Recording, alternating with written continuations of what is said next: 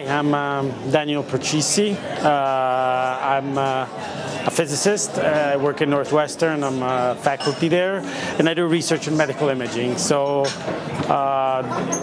just finished the event, the second one. I really enjoyed it.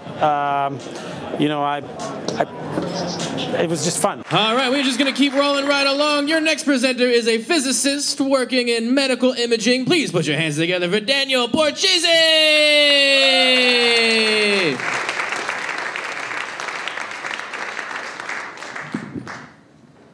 Thank you, Eric. So, as you mentioned, I'll talk to you a little bit about my research, which is in medical imaging, but I just want to take the chance also to say, and you'll hear more of the people who are going to come up on stage, how this is a fantastic opportunity to, hear scientists, engineers, people who are like-minded in the sense, share their ideas and at the same time make jokes. And I've always wanted to tell jokes during lectures, seminars. And I want to just give you an idea of my first attempt at that. And it sort of tells you also that you have to know your audience. I was giving a Physics 101 talking about, water surface tension, how the little buggy that goes on the ponds that doesn't fall inside. And I had, walk on water. Immediately, that weird-ass Jesus must have had big-ass feet to walk on the water. Well, glad you laughed, because nobody laughed when I said that joke. I was in Iowa, a lot of farmland, Christian.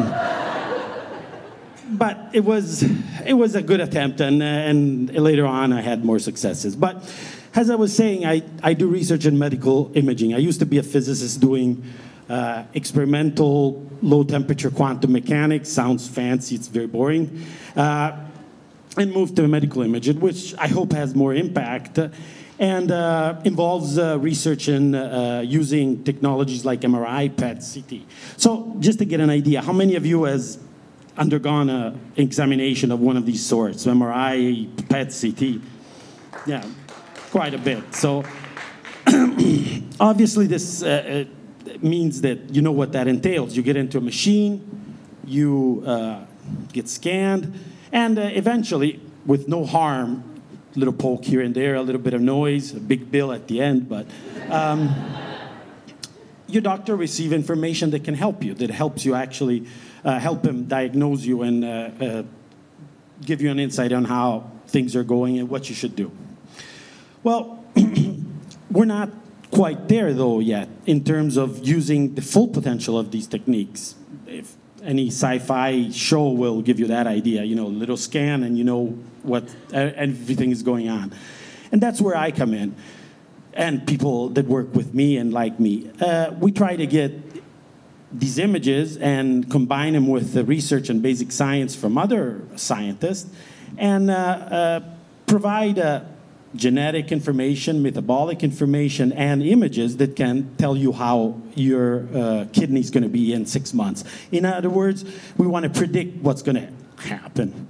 I like to say that we are like creating a bunch of peeping toms of your innards that are just looking inside your and what's going to happen. But they're good peeping toms. I guess all peeping toms thinks they're good. But anyway, that's beside the point. But and to a large extent, in many cases, it's happening also in functional brain MRI, which many of you probably heard of, which involves using MRI to look at brain patterns in your brain as you perform a task or undergo certain or listen to certain questions, and these images are then used to predict what you're thinking. Do you like an expensive bottle of wine just because it's expensive? Do you like fatty foods instead of light foods? Are you dumb enough to vote for a moron in 2020? All these predictions can happen.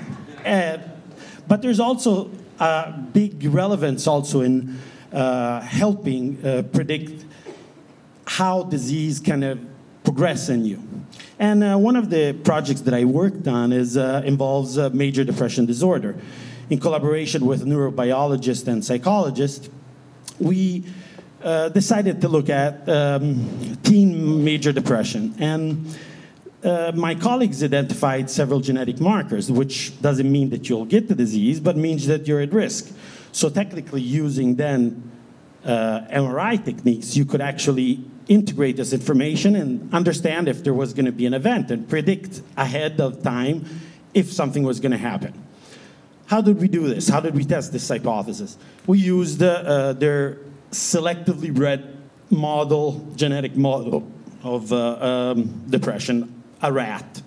Now, immediate question is, how do you tell if a rat is depressed? Observation, life.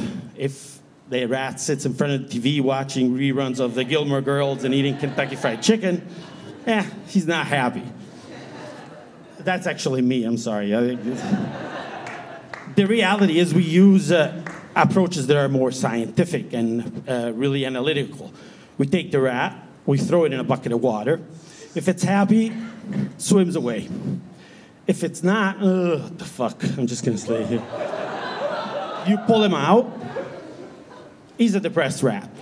No rat was hurt in this experiment, and I feel very, respect for the animal subjects. And plus, I would throw a human in there anyway, so it's not, I have no species preference. Point being is we had these genetically selected, behaviorally selected rats that manifested a certain genetic predisposition. We introduced them to each other. Little rat sex, Gina, the depressed girl, Joey, the depressed boy. And here you go, a bunch of little depressed rats with genetically predisposed features. And we did our MRI. And lucky enough, we were able to see that there were patterns in the brain that actually distinguished one set of rats from the other. And so this research is still going on, and the hope is to be able to do it and apply it in a real-world setting. So I hope I gave you an idea of how these different imaging capabilities can help our future, our health. And I think the thing that I like the most is the fact that in reality they really require people to be talking to each other, people with different disciplines, people with different ideas and from different fields. And I think pretty much like this type of event, and you'll hear a lot more interesting stories and ideas about science. And of course, in the future, when you get an MRI, think about the little swimming rat. Thank you.